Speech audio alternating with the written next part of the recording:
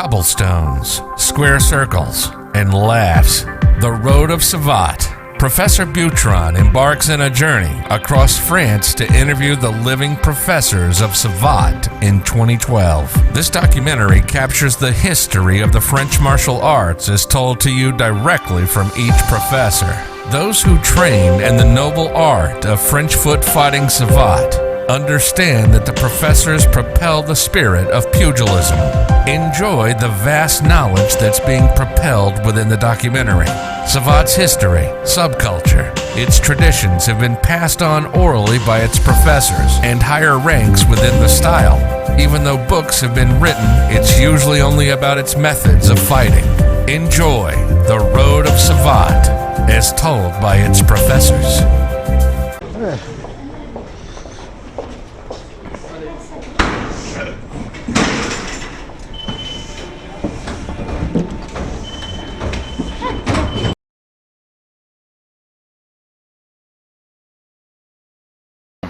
We're right now in Route 9, Rue Tournon, the legendary school of Hubert Lacour of 1840 to 1875. From here, Lacan took a great step forward. From here, Savate was developed. People like Victor Hugo used to come to this school as well as the one as Passage Panorama with his brother Charles Lacour. This street shows great detail of the architecture that was still alive or done in that time frame. What happens with Hubert Lacour is that Hubert Lacour developed Cannes to the point of a self-defense system that was, many people do not know where the old schools were at, and many people do not know how dangerous certain neighborhoods were at that time. And what happens is that, as you can see, you have just down the street, you have the police station, as well as you have the Foreign Legion right here down the street as well. So Rue Tournon is a famous street at that time, and you can also imagine people walking in the spirit dressed in Victorian age, dandies coming in to learn how to, and training with Hubert Lacour. The Senate was just down the street, as you can see. All those people coming in, training the elite of France, as well as passing on the traditions. It is just amazing that we found this school. It's Rue 9 Tournon.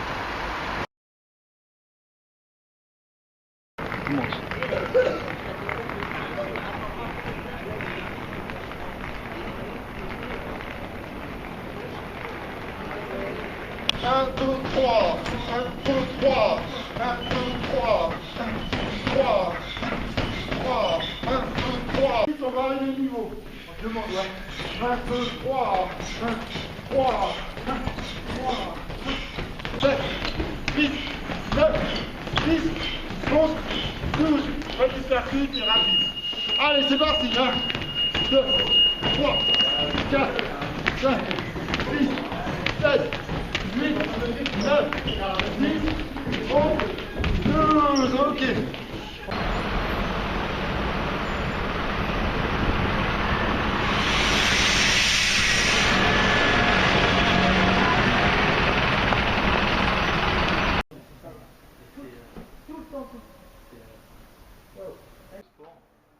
Finalement, ça compte, tu recommences tout à zéro, quoi. Tu vois, quand tu vas dans autre chose. Ça aussi, c'est, tu vois, c'est, je me suis un peu heurté à ça, quoi. Tu vois ce que je veux dire? C'est, t'as une idée, bah, moi je fais commercial, tu vois, puis même artistiquement, j'ai.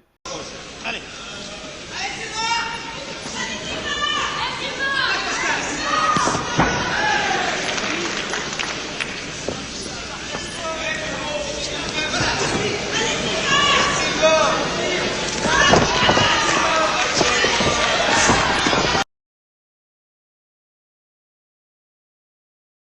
Bonjour, je suis Sylvain Postel. Donc j'ai été 5 fois champion d'Europe et gagné une coupe d'Europe assaut et une coupe du monde assaut. Donc j'ai une très longue carrière sportive, peut-être en termes peut-être plus long que Richard Silla. Quand je dis ça, quand je cumule le combat et l'assaut, ça a fait plus de 20 ans de compétition. Donc c'est énorme, hein. Au moins plus de 10 ans de combat et l'assaut. J'ai commencé la boxe française à l'âge de 10 ans Mon père m'avait mis pour faire du judo, mais il n'y avait pas. Donc j'ai commencé en scolaire, ce qu'on appelle la boxe française scolaire. Et on apprenait la boxe française parce que j'étais un enfant qui manquait de confiance en lui. Donc ça m'a servi, quoi. Donc c'est quelque chose qui permet de me développer et de m'enrichir. Et juste là, si on peut faire voir, moi j'ai appris la boxe, et un on arme, et deux on frappe, et trois on revient, et encore. C'était ça la boxe scolaire à l'époque, hein. Donc ça a commencé comme ça. Et à l'époque j'avais des super jambes, et on m'aurait coupé les bras, et j'aurais pu être manchot et boxer sans mes poings, d'accord. Donc là, j'ai eu toute... et dans la boxe scolaire aussi, ce qui était... comment vous dire c'était quelque chose de rigoureux aussi, parce que c'était avec monsieur Yves Gardet, c'est quelqu'un qui était rigoureux. Et par rapport à Ivan, que j'avais entendu tout à l'heure, nous, c'était plus Bruce Lee qui pouvait nous donner envie. On a une petite génération d'écart, donc nous, c'est Bruce Lee avait donné envie de faire de donner de la boxe, quoi, de faire de la boxe. Et moi, quand j'étais plus jeune, moi j'adorais Zorro, Robin des Bois, les Chevaliers. Et à l'époque, qu'est-ce qui pouvait dans notre monde moderne remplacer les chevaliers? Le seul sport que j'avais trouvé était la boxe française. Le seul duel, on pouvait plus, les duels, c'était la boxe française. Donc ce que j'aimais, c'était ce duel, et je me mettais toujours dans la peau du gentil, tu vois, pas du méchant. Donc, parce qu'il y a toujours un gentil et un méchant. Donc j'étais toujours par rapport à ça. Et mes premiers combats, j'avais 16 ans, on était à peu près 6 ou 7 du club de... ça s'appelait à l'époque, c'était le Copir. Et donc, je me rappelle, Yves Gardet, j'étais pas le favori, parenthèse, mais le seul champion de France cette année-là, ce fut moi. Les autres, ils n'ont pas été champions de France. Et tous les copains qui avaient commencé, moi je suis un persévérant dans ce que je fais, ça veut dire que je lâche pas l'affaire. Je suis quelqu'un ça veut dire que des fois j'ai des échecs, ça marche pas tout de suite, mais à un moment je prends, et derrière je repasse par-dessus. Il y a une force en moi qui fait que ça repart, tu sais, comme... donc le seul champion de France, et après j'ai enchaîné le championnat de France junior, après je suis passé espoir, j'ai fait les championnats de France, la première année j'ai été champion de France, j'ai battu Mimouni, justement c'est Hervé c'était l'entraîneur national qu'entraînait Mimouni, et je l'ai battu à Marseille en ayant eu la coupe du meilleur styliste. Avec mes chassés, hein, tu sais, j'avais le super chassé, et en finale ici, à Japy, j'ai rencontré Gaëtan, qui ça passait aussi à la télévision. Et après j'ai enchaîné.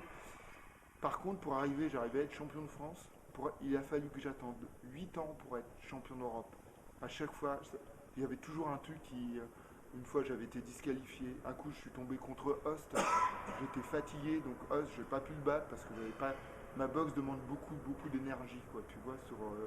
Donc, cette année-là, c'était au mois de juin. Dis-toi que la saison, elle commence au mois d'octobre. Et tu te fais toute la saison, championnat de France, championnat d'Europe, quelques galas. Et moi, je suis arrivé au mois de juin, j'étais fatigué. Je le voyais à l'entraînement, j'avais plus rien. Et pour battre Host, il fallait avoir tous ces moyens physiques. Donc, si ton physique, il est diminué, ta volonté est aussi diminuée, tu vois. Ta force mentale, on prend aussi un coup. Donc, quand je suis monté, je pensais plus à mon intégrité physique. D'habitude, je passais par-dessus parce que j'avais pas un physique, j'avais un physique élégant par rapport. Tu sais, il y en a, ils étaient, oh là, tu disais, ils étaient, mais j'avais l'envie de gagner. Donc l'envie de gagner, c'était, j'ai fait toute cette carrière, et j'ai quand même réussi à être champion d'Europe parce qu'à l'époque, il n'y avait pas encore le championnat du monde.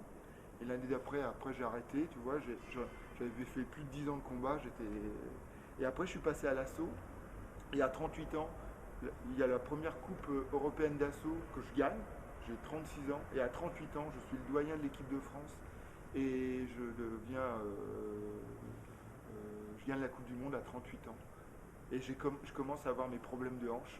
tu sais, parce que la boxe, comme j'avais eu, et à 46 ans et 47 ans, je me fais opérer pour me faire poser 2 prothèses de hanche. Et là, pareil, c'est ce que je te disais, tu es tout en haut et là tu redescends. Tu vois, tu marches comme ça, tu vois, tu peux plus boxer, tu peux plus faire grand chose. Et là tu te dis, ouais, il faut. Et là tu te fais opérer. Et après, tu as vu, mes jambes elles marchent et de nouveau, ça refonctionne, quoi, tu vois. Donc c'est.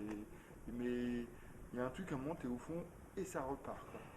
Et pour revenir au temps de copier, quand je me suis mis à vouloir faire du combat, comme je te dis, je boxais que avec mes jambes, il a fallu que je m'adapte à l'anglaise. Donc j'ai été m'entraîner en anglaise chez Maguire, chez Michel Maguire, pour arriver à combler cette lacune, quoi, pour arriver après à reboxer, à pouvoir boxer avec les bras. Voilà. Et puis maintenant, j'entraîne.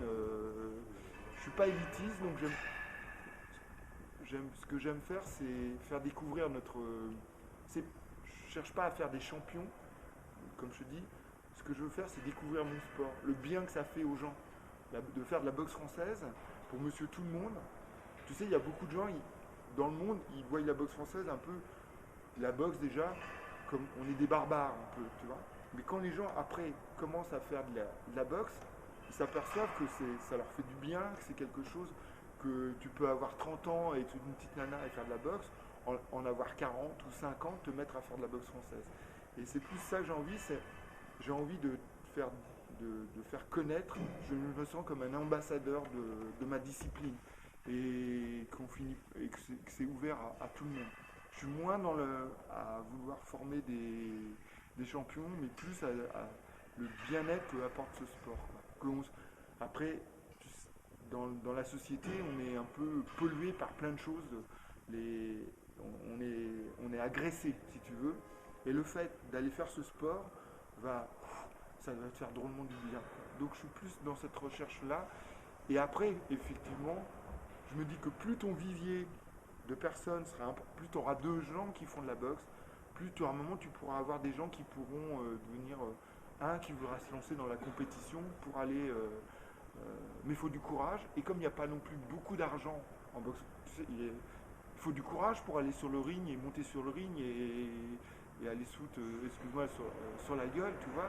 Donc, je leur dis déjà, moi, monter sur le ring, c'est déjà une victoire. Avoir le courage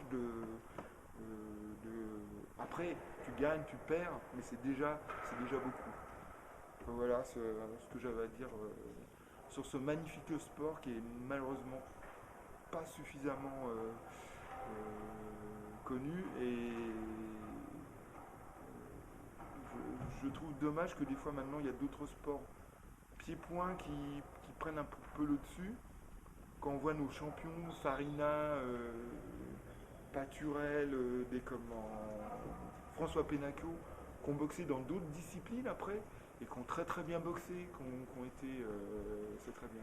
L'autre jour j'ai lu une interview de Ernest Host qui date de, l'interview elle était de 2008, donc c'est récent, c'est pas vieux.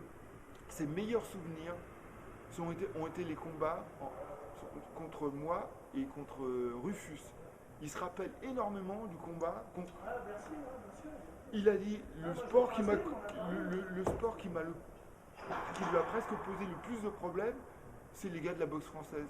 Pourtant, tu vois, ce sont les gens de la boxe française parce que par la technique. Ouais. Après, c'est que ça pompe. Voilà, ça pompe, ouais. Donc il faut être à 130%. C'était pas Mais tactiquement, c'est ce qui lui posait plus de problèmes. Il a fait ça a été un très très grand champion. Ça lui a pas posé, c'était physique des fois, mais le problème tactique était moins compliqué. Tu vois. Enfin voilà ce que j'avais à dire, Paul.